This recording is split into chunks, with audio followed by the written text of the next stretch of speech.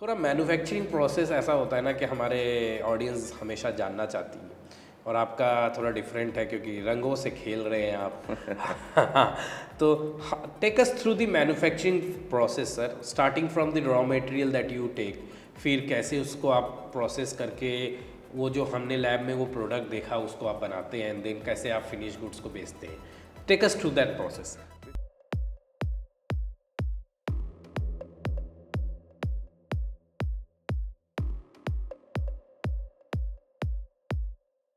नमस्कार दोस्तों, रत्नगिरी महाराष्ट्र से मैं विष्णु अग्रवाल आपका एक बार फिर से स्वागत करता हूं। दोस्तों आज हम आए हैं दीपक केमटेक्स लिमिटेड में और हमारे साथ जुड़े हैं कंपनी के chairman and managing director Shri Saurabh Aroja ji. Sir बहुत बहुत स्वागत है, welcome to Stocknox. Thank you Vishnu ji.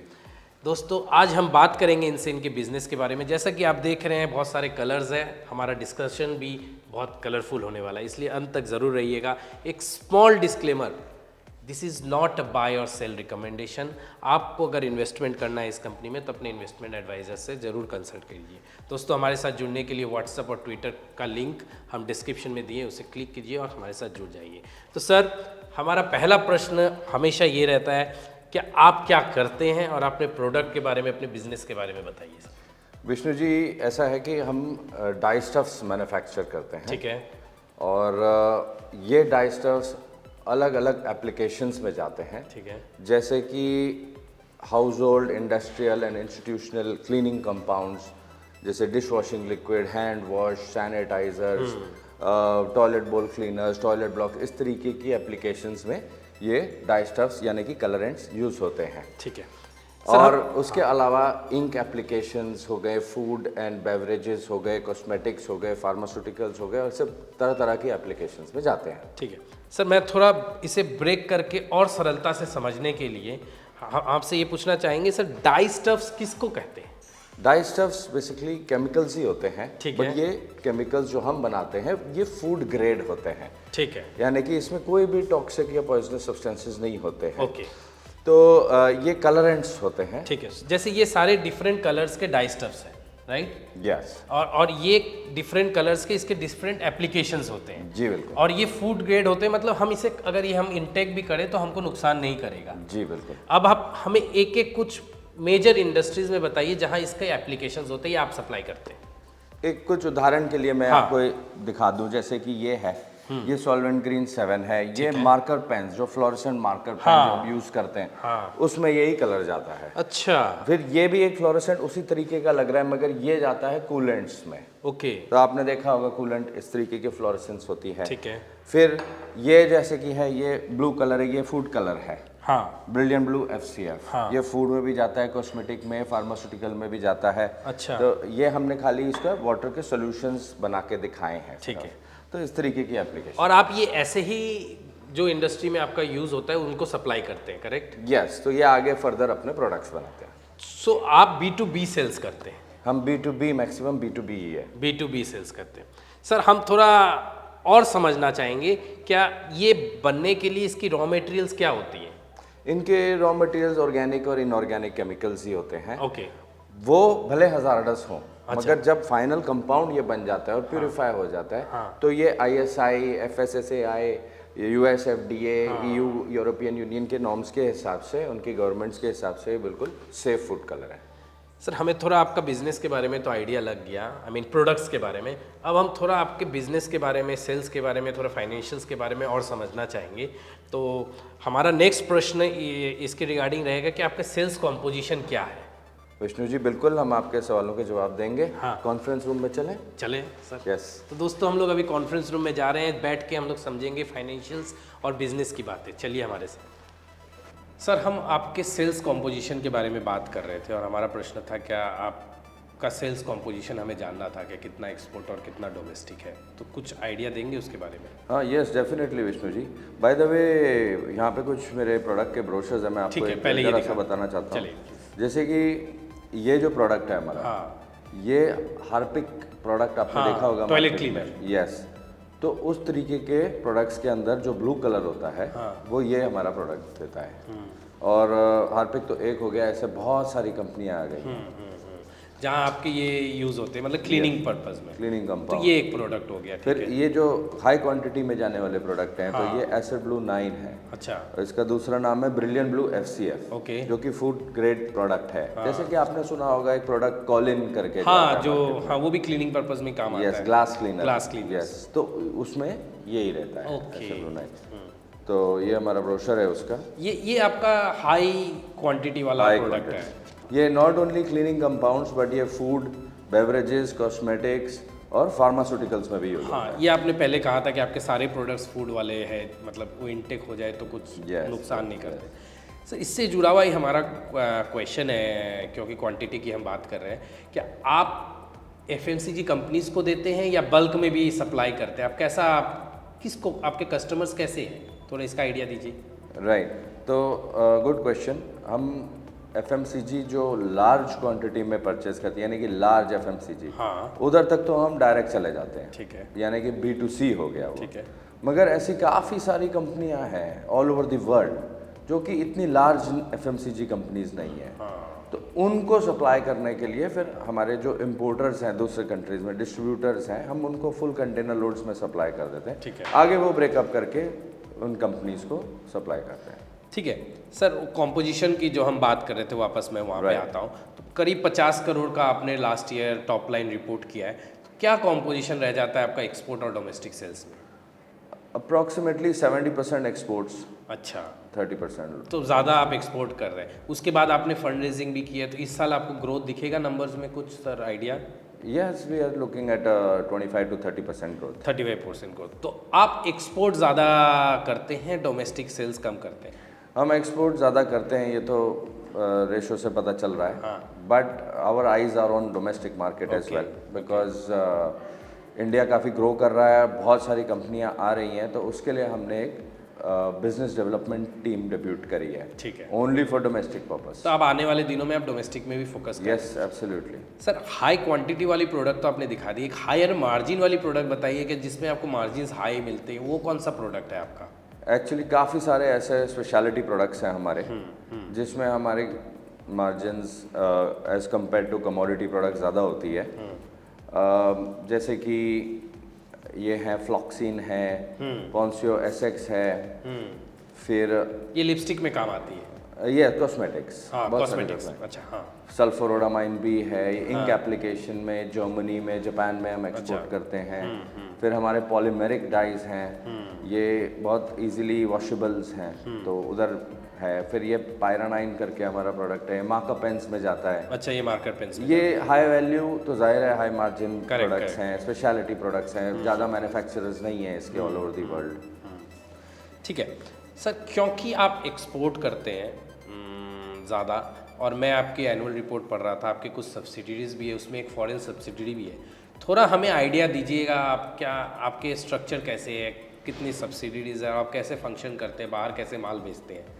Deepak Chemtex limited की एक सब्सिडरी जो इंडिया में ही है, हाँ DCPL स्पेशलिटी केमिकल्स ठीक करके, एक तो वो है 100% ओन। ठीक है। फिर हमारी US बेस्ड सब्सिडरी भी है, साउथ वेस्ट केमिकल्स करके, वो न्यू जर्सी में बेस है। हाँ तो हम उसके थ्रू भी रूट करते हैं काफ़ी कंज्यूमर्स को ठीक है। US में। तो वो भी 100% ओन सब्सिडरी है आपकी? यस। ठीक है।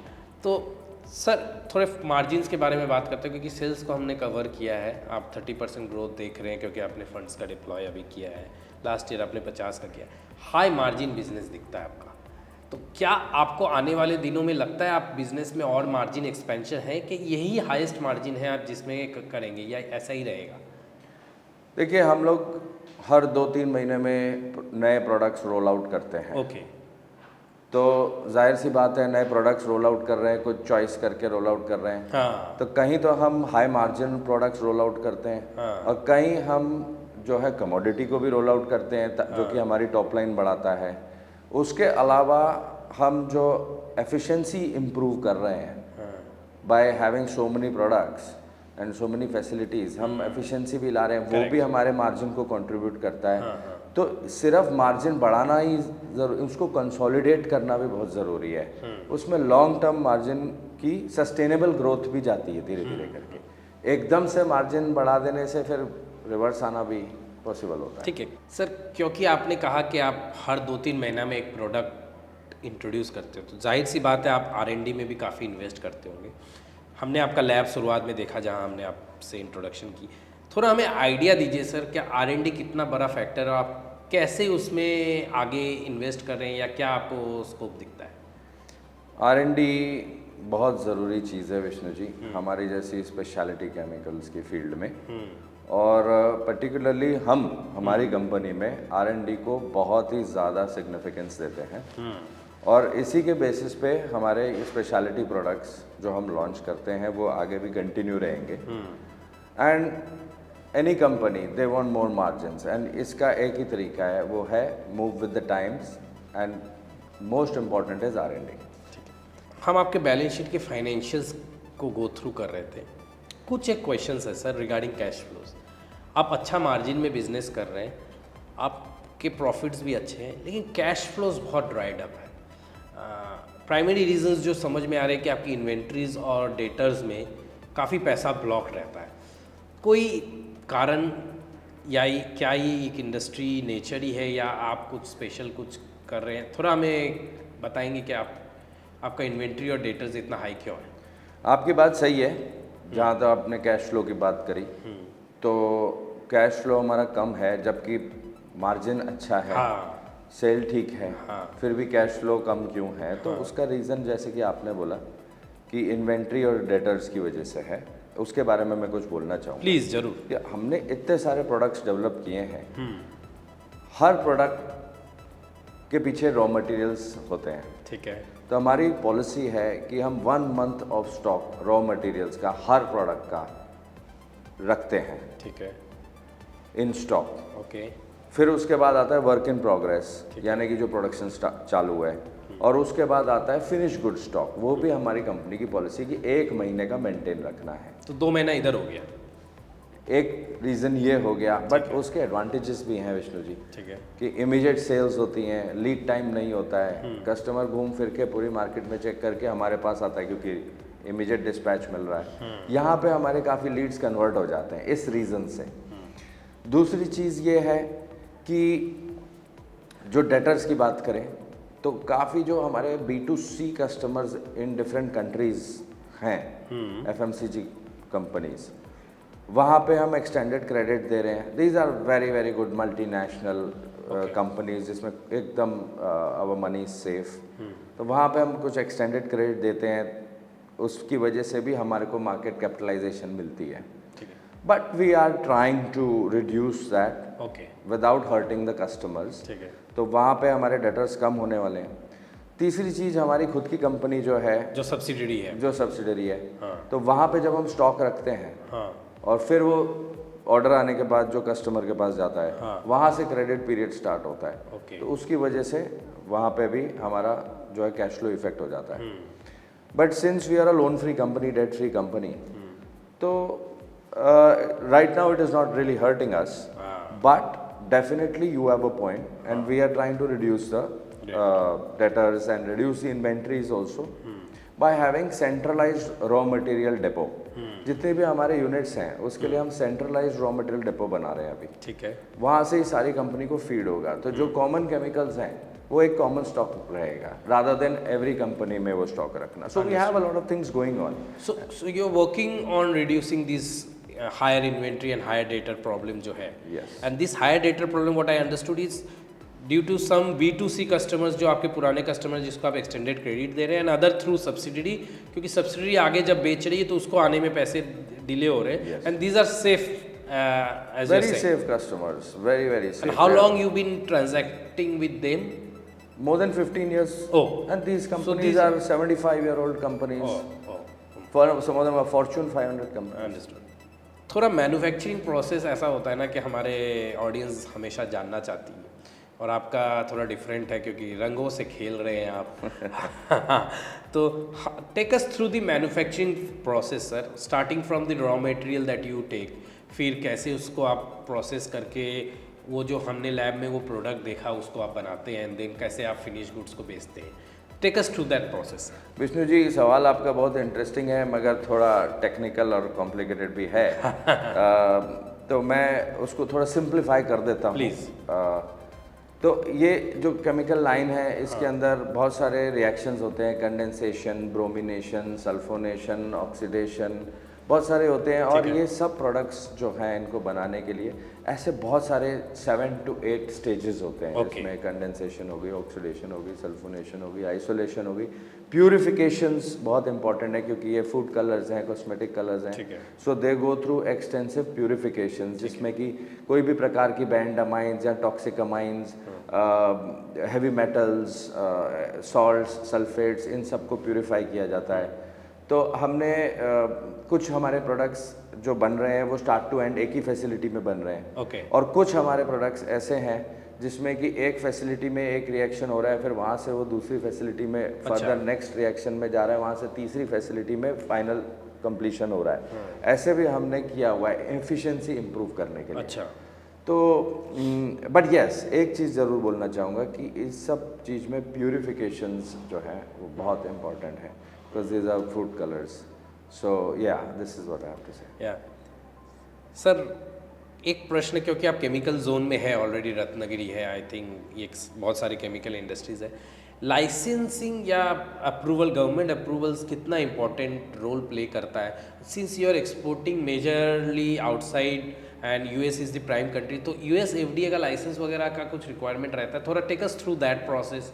आई mean how big a role licensing plays in your business? Very good question Vishnu ji, क्योंकि केमिकल लाइन है तो यहाँ पे जाहिर है कि लाइसेंसेस तो यहाँ पे सबसे, अब महाराष्ट्र है तो महाराष्ट्र पोल्यूशन कंट्रोल बोर्ड का हमारे पास कंसेंट जो बोलते हैं 5 इयर्स का कंसेंट होता है, वो हमारे पास सब कंपनियों के का है, ठीक है, और एवरी 5 इयर्स वो रिन्यू होता है। We are following their rules. 35% जो है हमको ग्रीन बेल्ट रखनी होती है हमारे हर यूनिट में, तो plantation of trees is important. हमारे effluent treatment plants, primary and secondary, वो हमारे को रखने होते हैं, जो कि हमारे पास हैं। और फिर फाइनल ट्रीटमेंट जो है वो हमारे जो लोटे MIDC है उसका कॉमन एफ्लुएंट ट्रीटमेंट प्लांट है, जो MIDC का होता है, वहाँ पे भेजा जाता है for the further final treatment. उनके भी नॉर्म्स होते हैं, उस नॉर्म्स के हिसाब से हम देते हैं। तो ये तो हो गया। अच्छा, इंडियन कॉन्टेक्स्ट में, इंडियन कॉन्टेक्स्ट में इसके अलावा फैक्ट्री लाइसेंस, वो सब तो सब है ही है। अब थोड़ा बाहर का बताइए जहाँ आप सप्लाई करते हैं। तो बाहर ऐसा होता है कि जब प्रोडक्ट बाहर जाता है तो उसमें हमारी कंट्री का कोई भी लाइसेंस काम नहीं करता है, उनको उनकी कंट्री का करना होता है। तो उधर उन्होंने नॉर्म्स सेट किए हुए हैं कि यूरोपियन यूनियन नॉर्म्स हैं या US FDA है, उसी तरीके से ऑस्ट्रेलिया का, साउथ कोरिया का, सबका है। तो वहाँ पे वो टिपिकली ऐसा कंडीशंस रखते हैं कि ये पर्टिकुलर जो लेबोरेटरी है वहाँ का सर्टिफिकेट चाहिए, EN 71-3 हो गया, ऐसे बहुत सारे हैं। तो वो जब कंप्लाई करता है तो हमारे गुड्स उस सर्टिफिकेट के साथ जाते हैं उनके पास में। फिर वहाँ के कस्टमर अगर फर्दर उसको टेस्ट करना चाहें तो कर सकते हैं। Sir, 2 more questions। Last question हमारा जनरली विजन और इसके लिए होता है, लेकिन उसके पहले सर कैपेसिटी के बारे में थोड़ा अपना बताइए। आई मीन 50 से आप 20-30% का ग्रोथ इस साल करेंगे, कितनी % कैपेसिटी में आप रन कर रहे हैं, और क्या आप आने वाले दिनों में आपको लगता है आपको केपेक्स करने की ज़रूरत है, या आप ऑलरेडी मतलब जितना है आपके पास कैपेसिटी, आप अंडर कैपेसिटी है? विष्णु जी, अभी हमारी जब लास्ट अपनी DRHP फाइल हुई थी तभी 1200 टन हमारी कैपेसिटी थी, ठीक है, और उसके बाद हमने उसको बढ़ा के 1500 टन कर दी है, ठीक है। और जहाँ तक जैसे आपने अभी सवाल पूछा कि आगे कैपेक्स का क्या है, तो हमारी कंटिन्यूस कैपेक्स चालू ही है। Continuously every year we are acquiring more units, जिसमें कि वी आर एडिंग, अब इतने प्रोडक्ट्स हम बढ़ाते जा रहे हैं तो उनको बनाने के लिए फैसिलिटी भी हम एक्वायर कर रहे हैं, या एग्जिस्टिंग फैसिलिटी में थोड़ी एक्सपेंशन कर रहे हैं। तो कैपेक्स तो कंटिन्यूसली चालू है। ठीक है सर, अंतिम सवाल, आपने सारे प्रश्न का हमारा एकदम धैर्य से आंसर दिया। एक शेयर होल्डर, एक इन्वेस्टर हमेशा एक लार्जर पिक्चर को देखना चाहता है, वो ये जानना चाहता है कि कंपनी के प्रमोटर अगले 5 साल का क्या विजन रखता है, वो कंपनी को कहाँ देखना चाहता है या कहाँ लेके जाना चाहता है। तो हमें आपसे आपके नेक्स्ट 5 ईयर का एक विजन जानना है सर। विष्णु जी, ऐसा है कि मेरे लिए सबसे ज़रूरी चीज़ जो मैं देखता हूँ कि ये है सस्टेनेबिलिटी, जो आज हम काम कर रहे हैं, जिस भी पैट पे काम कर रहे हैं, जिस रेट पे हम ग्रो कर रहे हैं, वो सस्टेन होना बहुत ज़रूरी है। हम जो है कि ज़्यादा स्पीड से ज़्यादा सस्टेनेबिलिटी में बिलीव करते हैं, because we want the long term goal, we are long term players. ठीक है। तो उसके लिए सिर्फ तेज़ दौड़ना ही नहीं, मगर जो है उसको कंसोलिडेट करना भी बहुत ज़रूरी है। तो 5 इयर्स की जो आपने बताया, या मैं बोलूँगा 5 इयर्स 10 इयर्स भी आप बोल सकते हैं, तो इसमें कुछ इंपॉर्टेंट चीज़ें हैं कि हमें फर्स्ट ऑफ ऑल अपना R&D जो है वो स्टेप अप और करना है। ठीक है, नंबर 1 ये चीज़ बहुत ज़रूरी है, अपार्ट फ्रॉम कैपेसिटी इंक्रीजिंग। अच्छा, तो ये तो we want to grow at a certain 25 to 30% every year whatever, तो ये चीज़ कंटिन्यू रखनी है। इसके अलावा we want to build our brand. कुछ प्रोडक्ट्स हमारे हैं जो कि जो B2C में जो जाते हैं, we want to now go for branding and retail sales. अच्छा, also. अब अपने ब्रांड में आप सेल करना चाहते हैं? Yes, and not only in India. I'm Outside talking India about also. Outside India also. So we have already established our brand and trademark. उसके बारे में हम फिर चर्चा करेंगे.